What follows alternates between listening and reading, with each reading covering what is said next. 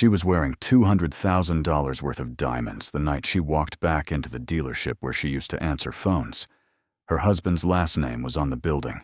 Her ex was holding the door open, not because he recognized her, because it was his job. And when their eyes finally met across that gleaming floor, she realized the cruelest part wasn't that he remembered. It was that she felt absolutely nothing. But rewind, because the real story isn't about him. It's about the man who saw her first. Welcome to Lou's Stories. Now, buckle up. Quick note before we begin. If you love stories about power, pain, and love that refuses to be ordinary, you're in the right place. Hit that like button now, and let's get into it. Bianca had not planned on witnessing anything that night. She had planned on catching the last train back to her apartment in Koreatown, eating whatever was left in the fridge, and collapsing into bed with her shoes still on. That had been the plan. But plans had a way of dissolving in Seoul, especially for a woman like Bianca. 26, brilliant, stubbornly self-sufficient, and operating on the kind of bone-tired that only came from years of outrunning a life that had already tried its best to break her. She had moved to Seoul 2 years ago, chasing a graduate fellowship in international business. What she'd found instead was a city that hummed with ambition and danger in equal measure. A studio apartment with paper-thin walls and a part-time job at Prestige Motors, one of the most exclusive car dealerships in Gangnam, where she spent her days answering phones, filing paperwork, and watching men in tailored suits test drive vehicles she would never be able to afford.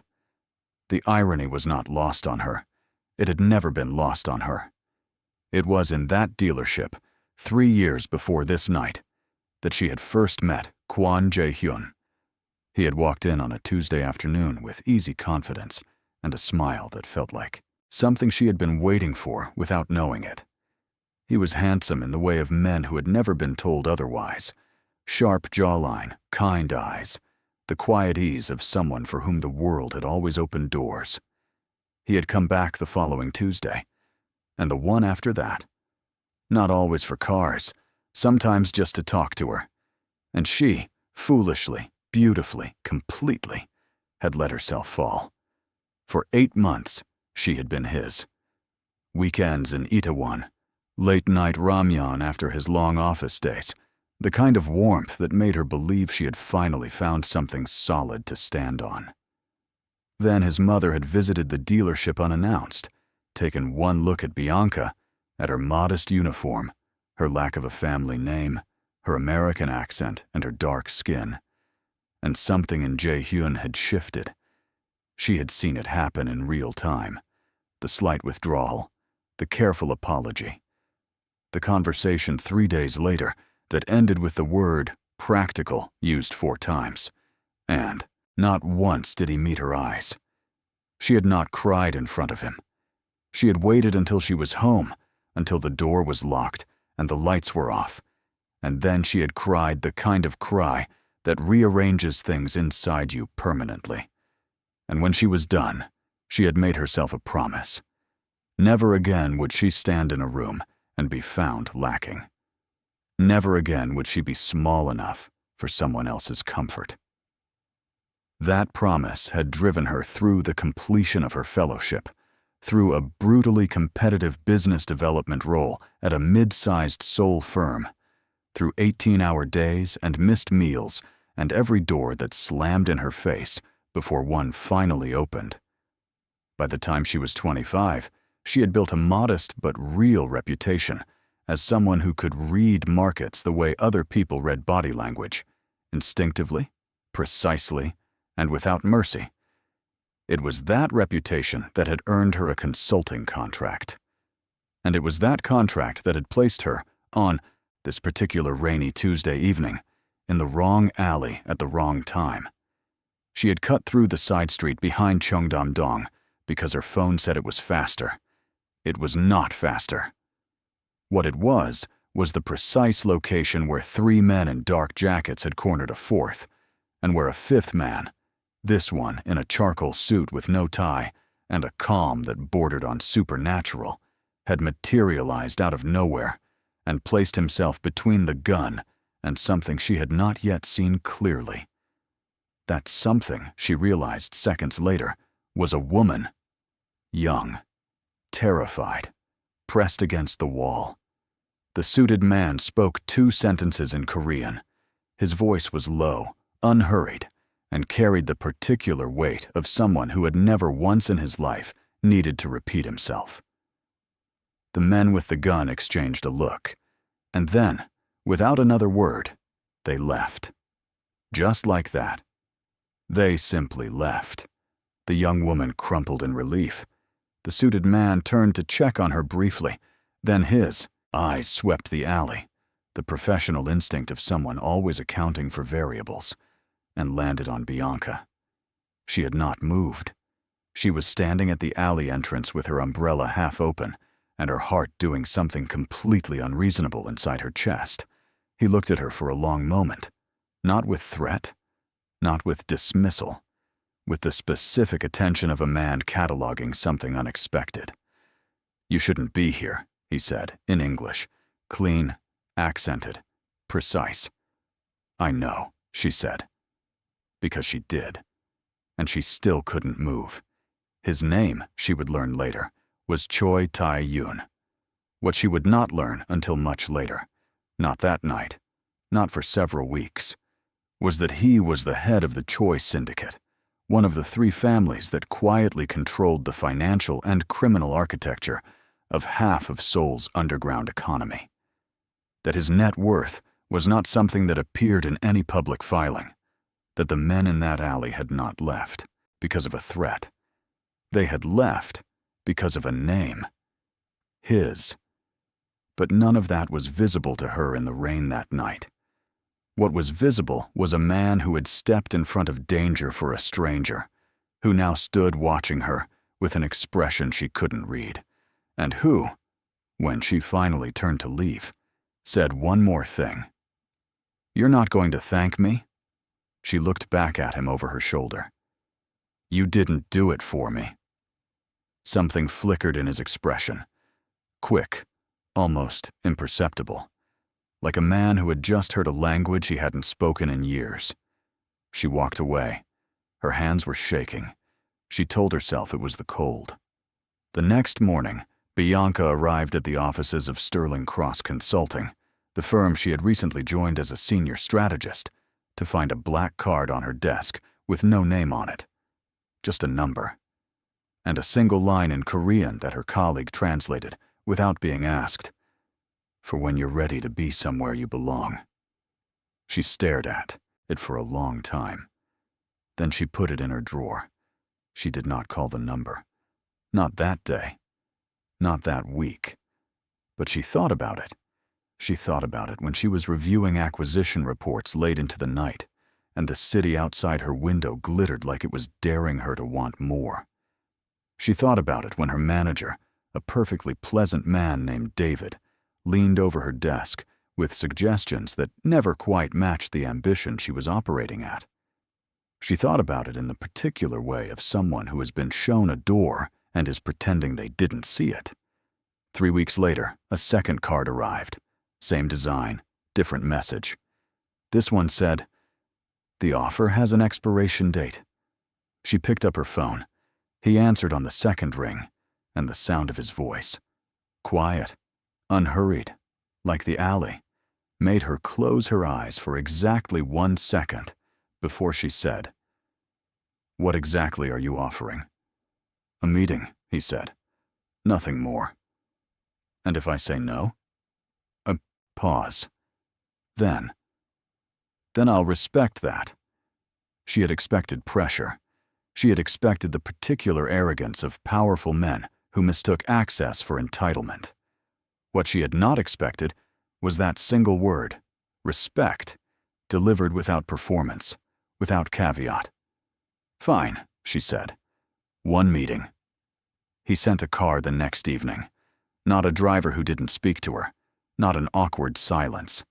An actual car, with a woman named Yuna in the front seat, who offered her sparkling water, asked about her day with genuine interest, and played soft jazz for the 40-minute drive to a restaurant so discreet it didn't have a sign on the door. Tae-yoon was already seated when she arrived. He stood when she entered, not performatively, just automatically, the way of a man for whom certain courtesies were so deeply ingrained they had stopped being gestures and become simply posture. He was more striking than she remembered, broader, calmer, the kind of handsome that didn't announce itself, but accumulated slowly, detail by detail, until you realized you'd been staring. "You came," he said. "I said I would," she replied, and sat down across from him. For the first hour, they talked only about business. He had a proposition, a legitimate one, structured carefully enough that she understood he had prepared for her skepticism. He was expanding the Choi Group's public-facing investment portfolio, building a firewall of legitimate commerce around an empire that had always operated in shadow. He needed someone who could read markets, build relationships, and sit in boardrooms without flinching. Someone whose instincts were clean, whose reputation was unimpeachable, and who had no existing entanglement with his world. "You want me to be respectable," she said. "I want you to be powerful," he corrected. "Respectability is just the uniform." She looked at him for a long moment. "And if I say yes, what happens to my career? My independence?" "They grow," he said simply. "Or they don't, and you walk away with a severance that would make your current salary look like an allowance. It should have felt like a transaction. It should have felt cold, clinical, the kind of offer that came with invisible strings. But the way he said it, without condescension, without the subtle implication that she should feel grateful, made it feel, strangely, like an argument between equals. She said yes. She told herself it was a business decision. The following months rewrote Bianca's life in a language she was still learning to speak. Her office at Choi Global Capital was on the 34th floor of a building that turned the Han River into a painting at sunrise. Her budget was real, her authority was real, and Tae-yoon, when he appeared, which wasn't always predictably, treated her professional instincts with a seriousness that was, she would admit only to herself at night, intoxicating. He did not hover. He did not micromanage. What he did was watch. She felt it consistently, not in an intrusive way, not in the way of a man asserting ownership, but in the way of someone who had decided, quietly and without announcement, that she mattered, that her safety mattered, that her comfort in a room that could have easily tried to reduce her mattered enormously. She noticed the small things first.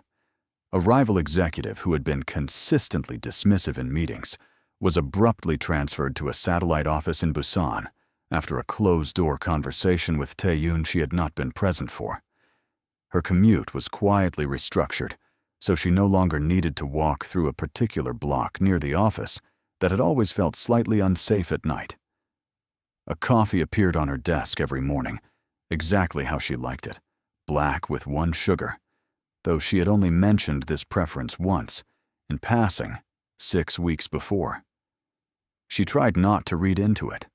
She had a rule, after all, a promise she had made to herself in a dark apartment, with her shoes still on. But rules had a way of bending around a man who never once made her feel like she had to earn her place in a room. A few weeks later, everything shifted. The Choi Group was hosting a private dinner for a collection of Seoul's most influential investors, the kind of event where the wine cost more than Bianca's first 3 paychecks combined, and the conversations were coded in the particular language of people who had never had to negotiate for their seat at the table. Bianca had prepared extensively. She was ready. What she wasn't ready for was Kwon Jae-hyun standing at the far end of the room in a tailored navy suit, holding a champagne flute, and looking like the last 3 years had been very, very kind to him. He saw her at the same moment she saw him, and the look on his face was something she had imagined 1,000 times, the particular sequence of recognition, shock, and recalibration, and she had thought she would feel triumph. She had expected triumph. What she felt instead was something quieter and more complicated, the faint ache of something that had once mattered, viewed now from a height she had climbed entirely on her own. She kept her face smooth and her posture impeccable, and crossed the room toward her assigned conversation cluster without acknowledging him. She did not count on him following her. "Bianca." His voice was carefully warm, the warmth of a man who had done math and arrived at regret. She turned slowly. "Jae-hyun." "You look." He stopped, recalibrated again. "You look incredible." "I know," she said pleasantly. "Excuse me." She stepped away. She did not look back. But she felt Tae-yoon's presence before she saw it, a particular shift in the atmosphere of the room that always accompanied him, the way sound subtly quieted and attention subtly redirected in his direction, like a tide acknowledging a gravitational pull. He appeared at her side between one breath and the next. "Who was that?" he asked. His voice was perfectly even. "No one important," she said. Tae-yoon's jaw tightened almost imperceptibly. He did not press. But for the rest of the evening, he stayed close. Not possessively, not aggressively, but with the particular deliberateness of a man who had made a decision and was acting on it without requiring anyone's permission. Quick pause. If this story has you hooked, tap like and drop your thoughts below. Now, back to the story. Later that night, after the guests had thinned and the chandeliers had dimmed, Jae-hyun found her again near the exit. He was slightly less composed now, the champagne and the years of quiet guilt having loosened something in him. "I made a mistake," he said. "I've known it for a long time." "I know you did," she replied, and she meant it without cruelty. "I want to, Jae-hyun."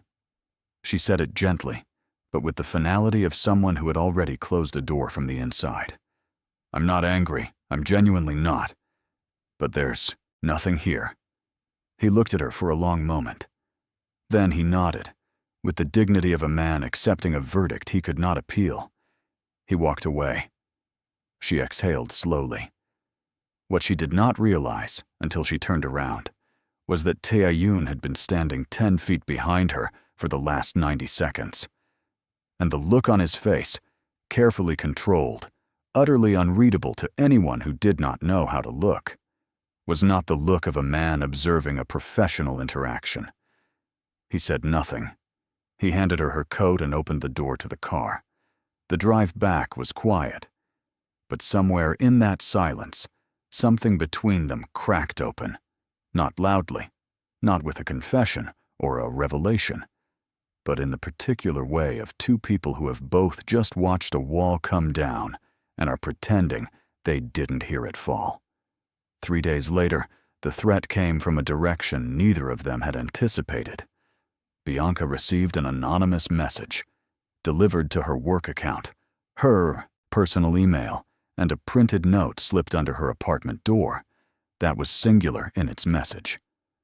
"Leave Choi Global Capital, or what happened to the last person who knew too much will happen to you." She did not panic. She had not survived the last 3 years by panicking. But she sat with the note on her kitchen counter for a long time, the city silent outside her window, and she felt something she had not felt in years. Afraid. She called Tae-yoon at 11:30 at night, expecting to leave a voicemail. He answered before the second ring. "I know," he said, before she could speak. She went still. "How?" "I've had someone watching the building since the first card arrived," he said. "I should have told you. I didn't want you to feel—" He stopped. "Surveilled," she offered. "Safe," he corrected quietly. "I wanted you to feel safe. I went about it the wrong way. I'm sorry." She sat with that apology for a moment. It was the apology of a man who was not accustomed to giving them, delivered with all the careful weight of something he meant entirely. "Who sent them?" she asked. "A faction within one of the competing families," he said. "They think removing you removes a strategic advantage I currently hold. They're not entirely wrong, but they miscalculated, badly, the kind of response that targeting you would produce in me." His voice had not changed in tone, was still controlled, still quiet. But underneath it was something coiled and absolute, the specific fury of a man who had decided something mattered beyond reason and was now fully, irrevocably committed to that decision. "You should go somewhere safe tonight," he said. "I'll arrange it." "Tae-yoon." She said his name carefully, like something fragile and important. "I'm not running from my apartment because someone slipped a note under my door." A pause. Then, against all expectation, something that sounded almost like a laugh, brief, involuntary, and warmer than anything she had heard from him before. "I know," he said. "That's why I'm coming to you instead." He arrived in 20 minutes. He sat in her kitchen and drank the tea she made, without commenting on the fact that it wasn't very good, and they stayed up until 2 in the morning going through every angle of what had happened. And when he finally left at 2:30, he paused at the door and looked at her with an expression that had abandoned all its carefully maintained neutrality. "I will not let anything happen to you," he said. Not as a promise, as a statement of physics. After the door closed, Bianca stood in her kitchen for a long time. She took the promise she had made to herself years ago. Never again. Never small. Never this. And she turned it over in her hands like an object she was seeing from a new angle for the first time. It had protected her. Beautifully. Efficiently. At great cost. It had also been, she was beginning to understand, a cage she had built herself and called armor. The following week moved with the particular compressed urgency of a city holding its breath.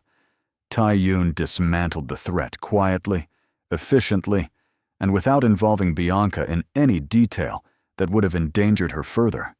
A restructuring of back-channel alliances, a meeting she was never invited to, but whose outcome she felt in the sudden, absolute silence that followed.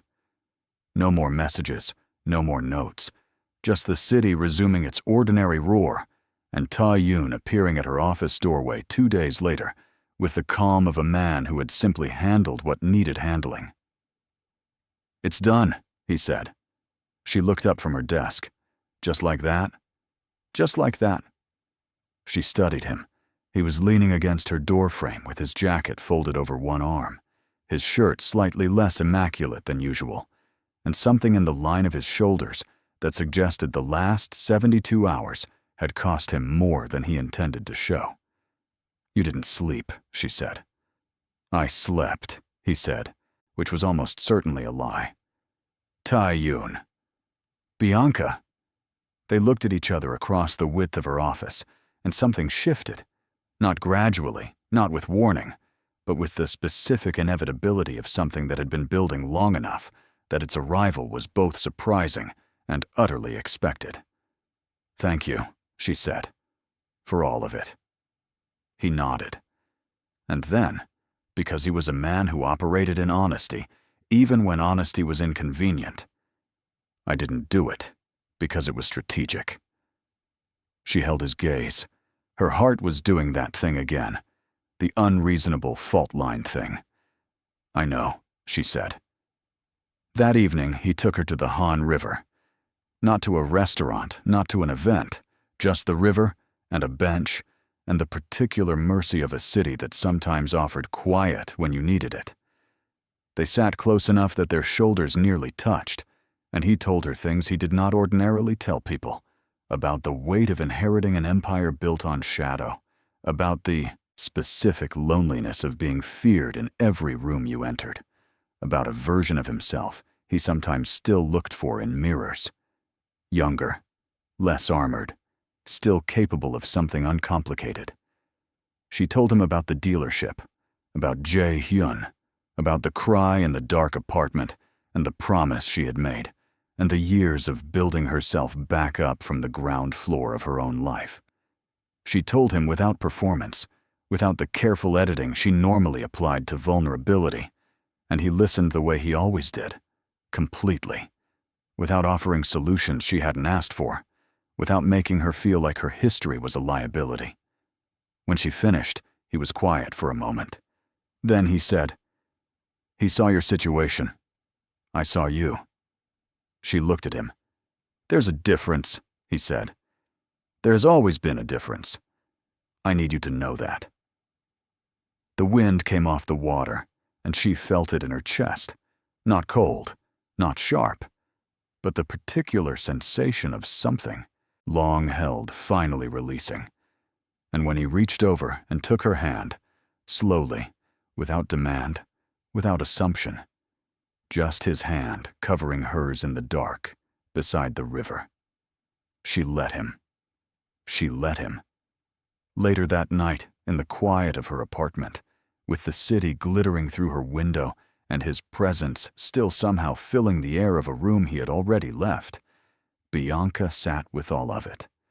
The years, the dealership, the nights she had spent outrunning smallness, the promise, the cage, the man who had walked into an alley for a stranger and looked at her like she was the most interesting variable he had ever encountered.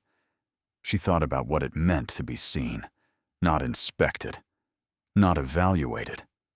Seen. And she made a different kind of promise to herself. Not one built from damage, not one built from survival, but one built from the terrifying and extraordinary possibility of being known. 2 weeks later, everything almost ended. A rival faction, emboldened by what they perceived as distraction on Tae-yoon's part, specifically his visible attachment to Bianca, made a move that none of his intelligence had flagged.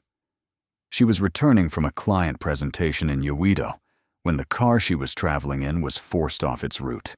The driver, one of Tae-yoon's people, trained for exactly this, kept his composure and managed the diversion, but not before Bianca spent 12 minutes in the back of a car that had taken a turn she hadn't authorized, hands flat against her thighs, breathing the way she'd taught herself to breathe when panic tried to arrive. She was not hurt. She was deposited safely at an alternate location within the hour, and by the time Tae-yoon reached her, and he reached her in 40 minutes, a drive that should have taken 90, whatever control he normally kept polished and immaculate had developed visible fractures. He walked through the door, saw her sitting at the table with her coat still on and her hands wrapped around a cup of tea she hadn't drunk, and stopped. And for the first time since she had known him, she saw something on his face that he had not curated for her. Something raw and unguarded and enormous. He crossed the room. He sat beside her. And without preamble, without ceremony, he said, "I can't lose you. I need you to understand that I cannot lose you." She looked at him, at the fractures, at the rawness, at the man underneath the empire, and she said, "I'm right here." And he pressed his forehead against hers, and they stayed like that in the silence, and the city outside continued its indifferent hum, and the world kept turning, and none of it mattered at all. What happened next was not about words. It was about the kind of closeness that exists beyond language, the space between two people who have decided, without a formal announcement, that they are choosing each other. Fully. Without the escape route of pretending it isn't happening. The lights were low, and the evening was long, and whatever found them in that room was quieter and more absolute than anything either of them had planned for. The morning arrived with clarity. Tae-yoon had already made coffee. Real coffee. The good kind. From the machine she'd complained about but never bothered to learn. He handed her a cup and stood at her kitchen window, watching the city come alive, and said, without turning around, "I want you to stay. Not at this apartment. With me." She stood at the counter. "That's a significant ask. I know. You're a complicated man. Deeply, he agreed. She looked at the back of his head, the set of his shoulders, the quiet certainty of a man who was asking, genuinely asking, not issuing a directive. And she thought about the girl in the dealership uniform who had believed, briefly and beautifully, that love was simple. And she thought about the woman standing in this kitchen now, who had learned, at great cost, that love was not simple at all. That it was difficult and earned, and sometimes arrived in the least expected shape. "Okay," she said. He turned around. Something in his face, quiet, complete, the specific happiness of a man who does not often allow himself to have it, made her chest ache in the best possible way. "Okay," he said back. 6 months later, Prestige Motors opened a second location in Gangnam. Larger, more prestigious, the kind of showroom that made the original look like a sketch. The opening reception was attended by most of Seoul's financial elite. Bianca arrived in a car that turned heads before it even stopped, wearing a dress that needed no description, with Tae-yoon's ring on her finger and his hand at the small of her back. At the far end of the showroom floor, beneath lights that caught the finish of every vehicle like a promise, stood Kwon Jae-hyun. He was managing the event, a career move that had landed him here, of all places. And he turned at the sound of the entrance and went completely, utterly still. Bianca saw him. She met his eyes across the gleaming floor, across 3 years and a lifetime of distance. And she smiled. Not with triumph, not with cruelty. With the particular peace of a woman who had built herself out of the rubble of a moment like this and had no need to revisit it. Tae-yoon, who missed nothing, followed her gaze briefly, and then returned it to her. "Someone you know?" he asked. "Someone I used to know," she said. He studied her face. Then, satisfied with what he found there, he pressed his lips to her temple and said, "Come. They're waiting for us." They walked through the showroom together, past the cars she had once catalogued with quiet longing, past the life she had once been told she wasn't enough for, and into the room that was waiting for them, full of people and light and the particular electricity of a future that had been earned, not given. She was not the woman who had once answered phones in this building. She was something entirely new, something built from every rejection, every sleepless night, every door that had refused to open until she learned to build her own. And 3 months after that evening, when a small test confirmed what she had suspected for 2 weeks, she stood in her bathroom with the window open and the morning coming in and called Tae-yoon's name. He appeared in the doorway in seconds, unhurried, always unhurried, and she held up the test without speaking. He looked at it. He looked at her.